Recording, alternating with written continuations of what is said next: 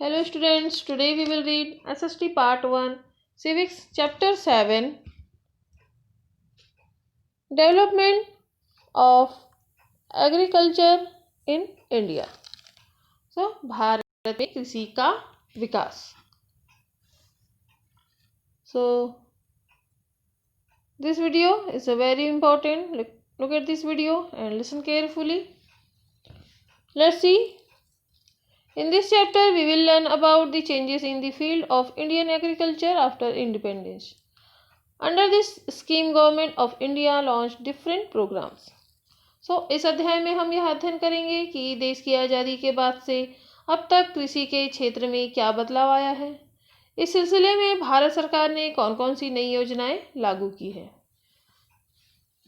Let's see, देखते हैं. Today, agriculture plays an important role in our economic development. Agriculture has to play two important roles. Firstly,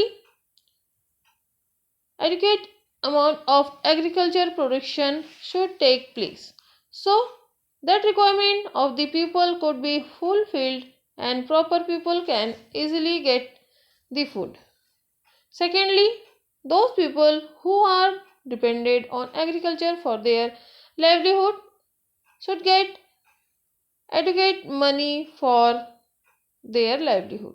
Means जो आज देश के क्या है आर्थिक विकास में कृषि का महत्वपूर्ण योगदान है, ये तो आप अच्छी तरह से जानते हैं. देश में कृषि को दो खास भूमिकाएं अदा करनी पड़ती है. पहला है क्या है, देश में खेती से इतना अनाज पैदा हो कि सभी को पर्याप्त अनाज मिल सके और गरीब से गरीब भी अनाज की अपनी जरूरतें पूरी कर सके. और जो सेकंड है, दूसरी क्या है, जो लोग अपने गुजर बसर के लिए खेती पर ही निर्भर है उन्हें खेती से पर्याप्त आमदनी हो सके. देश में कृषि को क्या है, दो भूमिकाओं को लेकर चलना पड़ता है, जैसा कि हमने अभी आपको बताया. And then, before independence, agriculture did not play a vital role in the economic development. When flood and drought occurred, very less people worked in agriculture sector. During that, Britishers did not provide enough food for the people there, because of which most people used to die due to disease and hunger. स्वाधीनता के पहले भारत के आर्थिक विकास में कृषि का कोई महत्वपूर्ण प्रभाव नहीं था. जब बाढ़ और सूखे के कारण पैदावार कम होती तो बहुत से लोगों को कृषि के कामों में मजदूरी भी नहीं मिल पाती थी. अकाल के समय अंग्रेज सरकार गांवों में गरीबों के लिए पर्याप्त अनाज नहीं जुटा पाती थी. इस कारण रोग व भूख से बहुत अधिक लोग मर जाते थे. तो जब आज़ादी के पहले क्या होता था कि जो भारत के जो आर्थिक विकास में कृषि का कोई भी महत्वपूर्ण क्या है इम्पोर्टेंस, कोई भी प्रभाव नहीं था, है ना, कोई इफेक्ट. लेकिन जब बाढ़ सूखे के कारण जब कभी पैदावार कम होती थी तो बहुत से लोग क्या होते थे, कृषि के जो काम में भी कृषि का काम भी नहीं मिल पाता था. और अकाल के समय अंग्रेज सरकार जो है गांव में गरीबों के लिए क्या होता था, मतलब पर्याप्त अनाज भी नहीं दे पाती थी. इसीलिए लोग क्या होते थे, जो है भूख से मर जाते थे. अब देखते हैं यहाँ पर एंड ऑफ जमींदार सिस्टम, जमींदारी प्रथा का अंत. After independence the condition of farmer were not good and the become even worse. They used to have very less and land and therefore they worked on other fields. They had to pay large part of their yield to the field owner. As a result, farmers used to live in poverty and were not able to fulfill and the basic need of their families.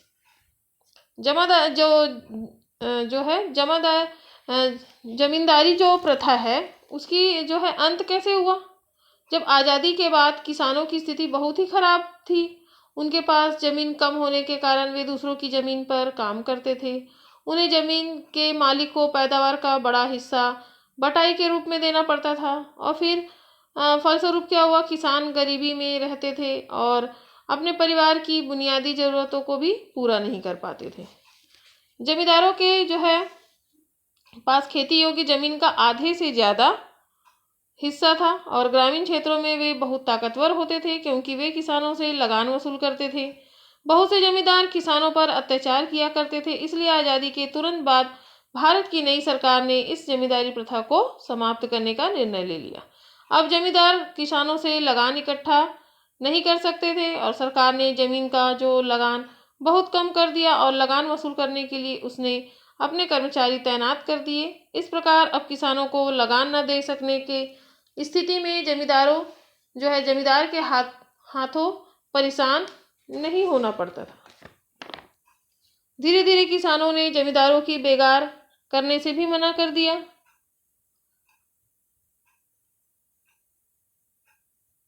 और सरकार ने ऐसे कानून बनाए जिनसे जमीन रखने की सीमा भी तय हो गई।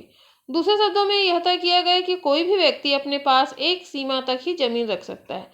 इससे जमींदारों को चिंता हुई और क्योंकि इसका मतलब था कि उन्हें अपनी सैकड़ों एकड़ जमीन छोड़नी होगी और उसे भूमिहीन मजदूरों में बांट दिया जाएगा। इससे निपटने के लिए बड़े किसान अपनी जमीन अपने परिवार और रिश्तेदारों को बांटने लगे और जमींदारों ने यह दिखाया कि जमीन कई लोगों के पास है, जबकि वास्तव में पूरी जमीन उनके कब्जे में ही थी और वे पहले की तरह ही उससे कमाई करते रहे। सो स्टूडेंट्स, देखा आपने कैसे हुआ जमींदारी प्रथा का जो अंत कैसे हो गया। And do you know what problem did peasants have to face in this period? Describe it. जमींदारी प्रथा के समय में किसानों के सामने जो समस्या थी, क्या आप उसका वर्णन कर सकते हैं? And on abolishing zamindari system, what were the advantage of petty farmers and peasants? जो जमींदारी प्रथा खत्म होने से छोटे किसानों और मजदूरों को क्या फायदा हुआ होगा, क्या आप बता सकते हैं? Why did government establish law and decide a time limit to keep land? Why were landless farmer not given advantage? So discuss. सरकार ने कानून बनाकर जमीन की सीमा क्यों तय कर दी? इससे भूमिहीन किसानों को लाभ क्यों नहीं हुआ, क्या आप बता सकते हैं? सो इस पर भी आप लोग डिस्कस कीजिए। एंड अब देखते हैं सिंचाई और बांध बनाने की बढ़ोतरी। Increase in irrigation and construction of dams. In between 1950 to 1966 government of India put lot of capital in irrigation and electricity project. It was thought that through these plants, production in crop yield will increase. Irrigation facilities and electricity dams were constructed. Some of them are Bhakranagar, Punjab; Damodar Valley, West Bengal; Hirakund Dam, Odisha; Nagarjun Sagar, Andhra Pradesh; and Gandhi Sagar, Andhra Pradesh; Pandit Ravi Shankar Shukla, Chhattisgarh, etc. Due to this, productivity of irrigational land increased and rising in crop production took place. Along with this, land area of crop production was also increasing. The main reason behind this was that the land area used for farming was surrounded by forest and ghats. At that time, farming and production of yield was considered to be a better job and there was rise of cultivated lands. On looking at figure 1 first and second, we can understand it.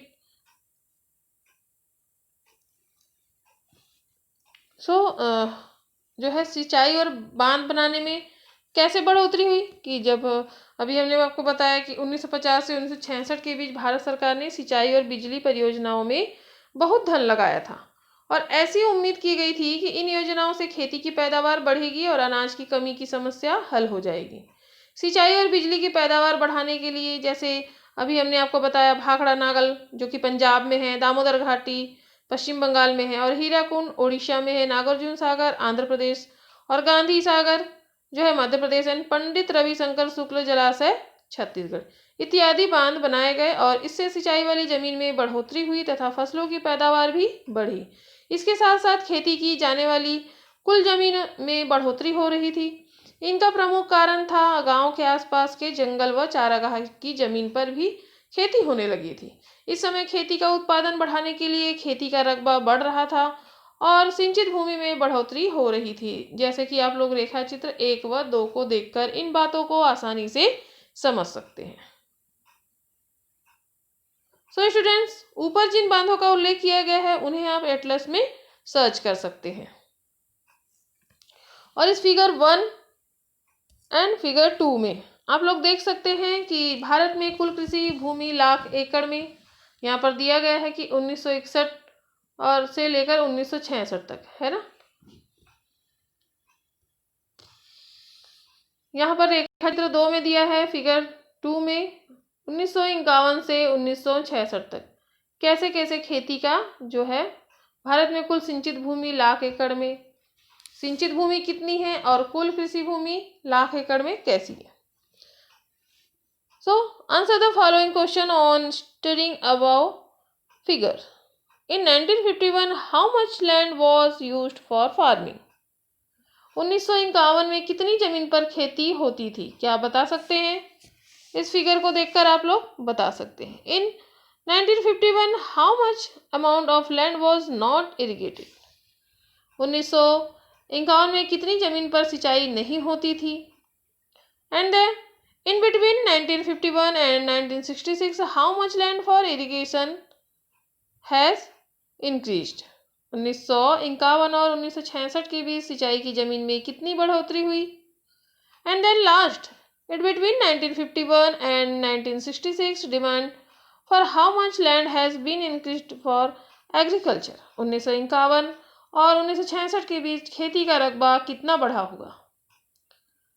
So student, अब हम देखते हैं यहाँ पे, let's see next, green revolution. What do you mean by green revolution. Agriculture policies of 1966। Green revolution, इसके बारे में हम पढ़ते हैं कि हरित क्रांति क्या है। 1966 में कृषि की नीति आई, है ना, हरित क्रांति। Between 1950 to 1965, production for crops increased, but it was not adequate to cope with scarcity. Crops were imported for foreign countries, and it was matter of crisis. In between this period, our country faced drought twice in 1965 and 1966, due to which production of crop, rice and pulses was very less and crisis was caused and government has to import more quantity of grains. It was a challenge before the government to increase its crop production with the help of agriculture experts. New policies were, this was known as Green Revolution. So what? सन 1950 से 1965 के बीच खाद्यान्नों का उत्पादन बढ़ा और जो है देश में, लेकिन क्या हुआ, देश में अनाजों की कमी बनी रही। इस कमी को पूरा करने के लिए विदेशों से अनाज भी मंगाया जाता था। यह बहुत ही चिंता का विषय था। उसी दरमियान क्या हुआ, उसी बीच सन 1965 और 1966 दोनों ही सूखे के साल थे। इस समय अनाज की पैदावार मीन्स खाद्यान्न और दालें बहुत कम पैदा हुई, जिसके कारण अकाल की स्थिति निर्मित हुई और सरकार को अनाजों की पूर्ति के लिए पहले से ज़्यादा अनाज आयात करने की जरूरत पड़ी। सरकार के सामने अनाज की पैदावार बढ़ाना सबसे बड़ी समस्या थी। इसके लिए कृषि वैज्ञानिकों की सहायता से कृषि योजना बनाई गई, जिसे हरित क्रांति का नाम मीन्स ग्रीन रिवोल्यूशन कहा गया। So students, is this clear कि ग्रीन रिवोल्यूशन क्या है। एंड अब देखते हैं कि impact of the green revolution. Impact of the green revolution means हरित क्रांति के प्रमुख घटक कौन कौन से हैं। So let's see. Under this programme following work was to be done. Highly productive and high quality seeds were to be used. First क्या है, इस कार्यक्रम के अंतर्गत निम्नलिखित कार्य करने की योजना बनाएगी। ग्रीन रिवोल्यूशन के अंतर्गत कौन कौन सी कार्य करने की योजना बनाई, जैसे कि पहला, अधिक उपज देने वाली उन्नतशील बीज का उपयोग, and second, motor pump, electricity and diesel were to be utilized for irrigation and their availability should be made easy. जो है सिंचाई के लिए मोटर पंप, बिजली, डीजल का प्रबंध करना, ये सेकंड हो गया कार्य। And then third, to make chemical fertiliser easily available, रासायनिक खाद उपलब्ध कराना। And fourth, use of machine in agriculture, कृषि कार्यों में मशीनों का उपयोग करना। एंड फिफ्थ जो है, यूज ऑफ पेस्टिसाइड्स, कीटनाशक दवाओं का उपयोग करना। And seven, arrangement of capital from cooperative society and bank, society एवं बैंक से पूंजी की व्यवस्था करना।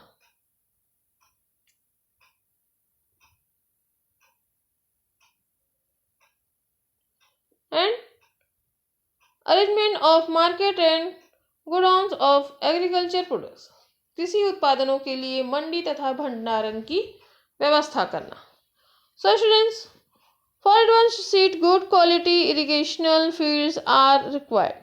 Disadvantage of these seeds whether they grow in short duration of period and the crop were short in the height and the yield was high.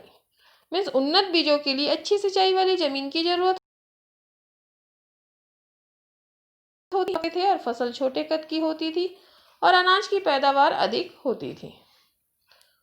Then देसी बीजों के क्या लाभ हैं? The attack of paste was less in country made seeds, but advanced crops were easily attacked by this pest.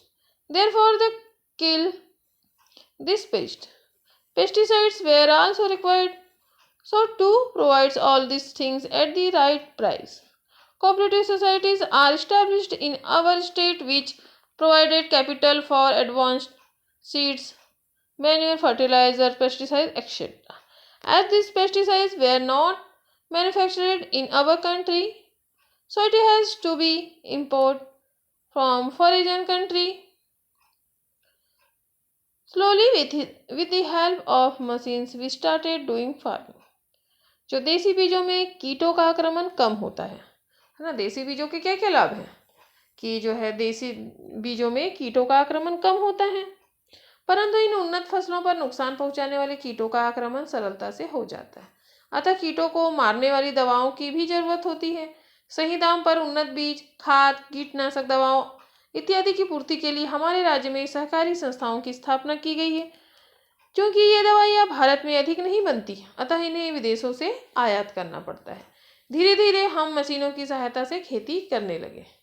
So students, क्या इन घटनाओं जो है इन घटकों को आप अपने आसपास की खेती में देख सकते हैं कि आप लोगों ने तो आपके आसपास में खेती को देखा ही होगा कि किस प्रकार से जो है फसलें उगाई जाती हैं।